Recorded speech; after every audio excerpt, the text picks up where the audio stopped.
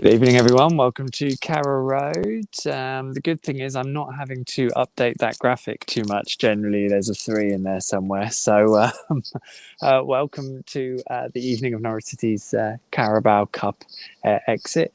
It's always a nice place to be, though, Carrow Road. But that's the moon. There we go. It's one of my highlights of the evening, seeing the moon beating down on Carrow Road. So yeah, I probably am not as angry as I was on Saturday. I'll start off in those means. And to be honest, as a Carabao Cup tie goes, when you're a Premier League club, it is only of so much use. To be honest, had Norwich have won 3-2, 3-0, 1-0, whatever, the degree of usefulness in that, looking ahead to the trip to Everton, would have been to a reasonably small margin, because ultimately it would be about what Norwich would do in the Premier League. Obviously, something positive to grab hold of would be at least a step forwards for then dealing with what you have to deal with in the Premier League. As it so happens, this was pretty short of much to take in terms of positives. And probably deserves a bit of pulling apart, which I'll get to in a bit. Ultimately, Norwich went 1-0 down really early to a pretty awful goal that they conceded from a Liverpool corner. They looked really short in those first 15 to 20 minutes, especially at set pieces. Bearing in mind, Norwich have come here today and played with a 3-5-2 variation, essentially 3 at the back. And I thought that caused some issues. It was quite a big change, and I know they played a bit with it in pre-season. That was a very long time ago, and you kind of want Daniel Farke to change it so that Norwich try something different.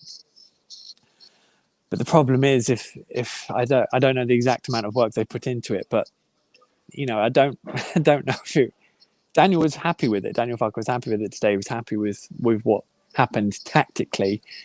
He believed the goals were down to errors. I mean, ultimately, the first goal comes down to a really poor set of defending. People will want to blame zonal marking, but it will always be the way the zonal marking is carried out. If you see a hole with zonal marking that someone's left free or someone's jumped in between somewhere, that's not necessarily a fault with the system. It's a fault with how the players have dealt with it.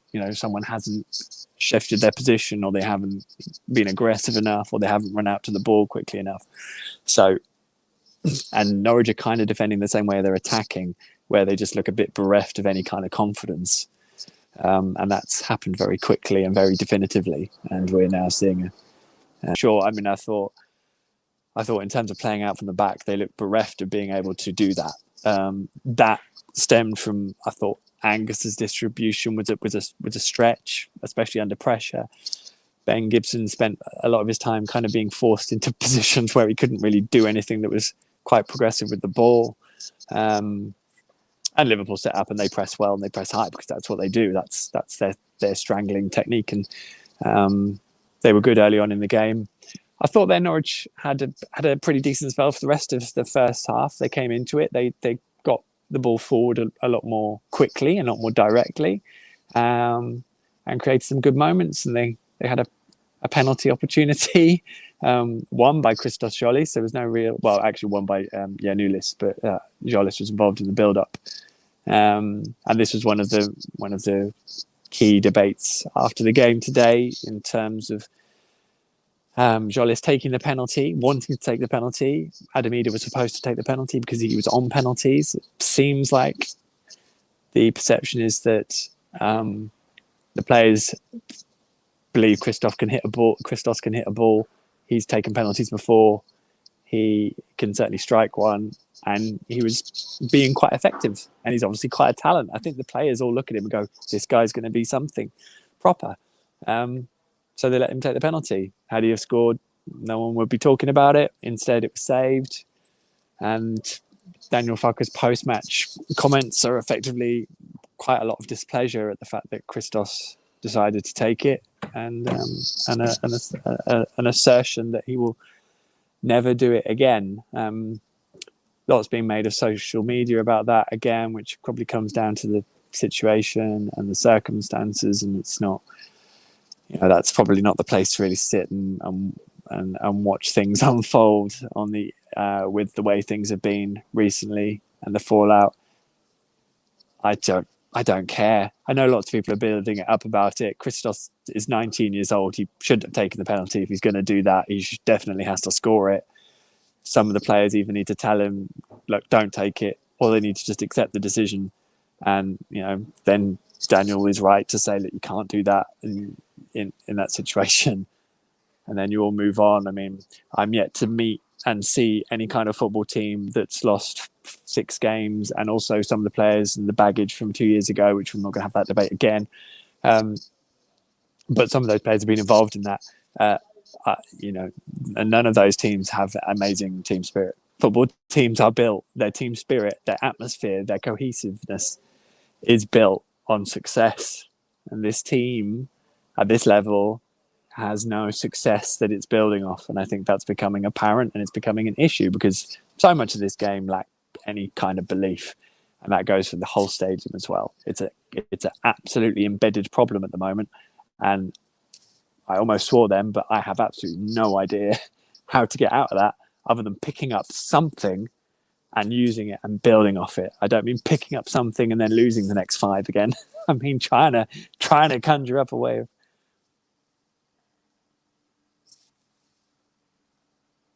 amazing. A way of I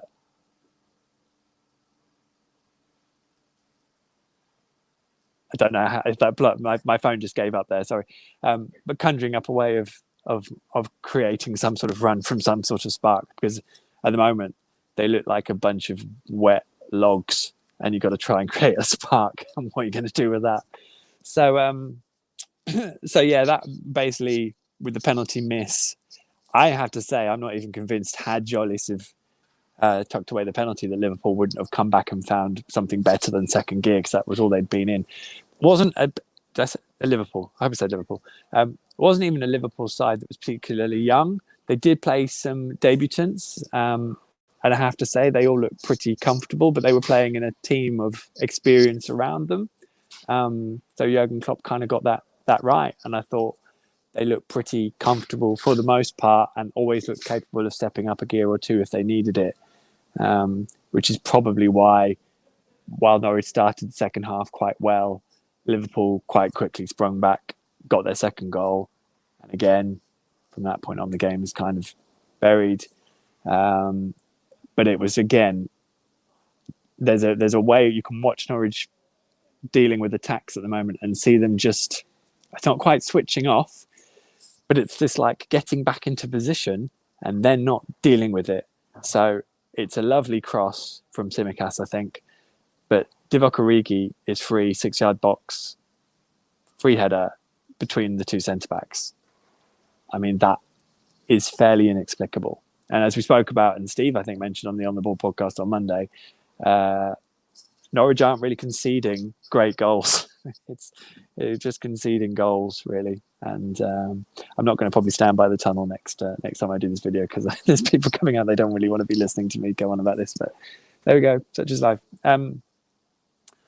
And then the third goal comes in the 80th minute after the game really just drifts. So that at that point, Teemu Pukki and Milot Hrishita are brought on. But there's kind of not a lot to play for. And Minamino manages to wriggle sort of past 3 players over the space of 10 yards and poke the ball home for a really good feat. But just, for a team that was supposed to, from this game onwards, start to be harder to score against, they were not harder to score against, albeit a changed Liverpool second team. It's still a very good Liverpool second team, but, not an ideal way of trying to address an issue. So there we go. Norwich out the Carabao Cup at the third round stage, and there's quite a bit of fallout from it. In terms of the team, I thought Pierre Lees-Melou did well in patches, which is sort of a recurring theme for him. Probably should have scored. Billy Gilmore, I thought what you saw from him today was quite interesting. Pushed a little bit higher up, never shirked taking responsibility with the ball, and used it pretty well generally. And I think that's why I'm sort of sat there thinking, is this the right move for Billy Gilmore? He looks good in better teams because of what he can do, and there's a lot of talent there in that. But this is a tough gig for him, really, I think. And it was a thought for some people before the loan got confirmed and all that sort of stuff. And it may well come good, and he's going to be learning a lot. But I don't know if Norwich are necessarily going to be the ones who really benefit from that in the same way that they benefited from Ollie Skip last season. So we'll have to see how it pans out. But I thought fair play for him because he did not shirk responsibility today. And, when he plays he plays for Scotland, and I get the impression Scotland fans are like, oh my God, we've got a midfielder who can pass the ball. So they're kind of taken with him, and he's clearly got a lot about him. And so he's playing in that team, but it is at international level, and international level, to be honest, generally isn't the same level as the level he's operating at club level at the moment. So it's posing a bigger question. But I still maintain that we should definitely see him in that more advanced position where he can start feeding balls in and should at least be able to dictate play to a degree. Quite a sad night for Adam Idah. Clearly he should have taken a penalty. The way his night went, would I back him to have scored it? I don't know. At times he got shoved off the ball. He looked probably shorter of confidence than anyone else. That was a tough night for him. And to be honest, I'm not sure really much else stands out because everyone else really struggled. And it probably proved that whatever the confidence issues are in the Premier League first team, that team tonight, it has not been protected from it. It's clearly running through a lot. I think there were slight niggles for Josh Sargent and Matthias Norman, which is why they weren't involved tonight. I don't think they're major problems. By all accounts, they'll still be involved at Everton on Saturday, which, to reiterate, I'm away. I'm at a wedding.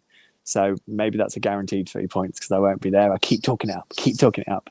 I haven't decided yet. I might do a video verdict or a Q&A or something on Monday, or do one from the Sunday morning, maybe, just to let you know my thoughts on watching the highlights or watching as much of the match as I can. So I might do that if people want it. But I can't remember what I was saying now. But yeah, so those two should hopefully be around. And there is elements, maybe if you put the first team players into that shape and you do sit back deeper and are still better defensively, because that still, to me, wasn't really good enough defensively. But if you spend another few days working it and you are much more compact whilst giving a pace threat with Pukki and Sargent and Rashica, then maybe there is a way forward there for Norwich just to build something. But oh my, it's a bit foggy at the moment, isn't it?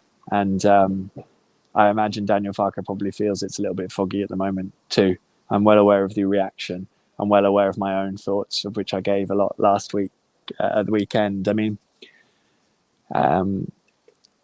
We're in a fascinating situation because I still don't really know what happens. We're kind of waiting for something to give an indication of where this can go and what the improvements can be and how Norwich can get out of this with the setup that they've got, because they've invested a lot of money in it. And that's a lot of money in the players and a lot of money in the contracts of the staff, including the manager. There's a lot invested in it all. It's not going to get chucked away lightly or quickly. But I'll be honest, I'm struggling to see anything other than a quite forlorn picture on the pitch at the moment. So we will see what we get at Goodison Park at the weekend, because that is ultimately and was ultimately only ever going to be where it counted this week. I'm going to sign off now. Thank you so much for watching. As always, thanks for your comments. I'll have a read of them. I know I don't really respond to them. I don't know if I'm supposed to like set a timer for when I'm going to go live. So I just sort of say I'm going live, and then I get, once the presses are all done, I join you. So I hope that's not too confusing and you think I'm just being a bit late. And let's take down the scores. Enough of that. That's the end of the Carabao Cup for this year. Take care of yourselves. Throw in any comments you want. Thanks for watching. Feel free to subscribe. Do whatever you will. It's always a pleasure, this bit. And I will see you soon around the Everton game, one way or another. There'll be an On The Ball podcast on Monday, definitely. And I'll be covering the press conference on Friday. I know that much. So in the meantime, have fun. And I will see you all very soon. Don't have nightmares.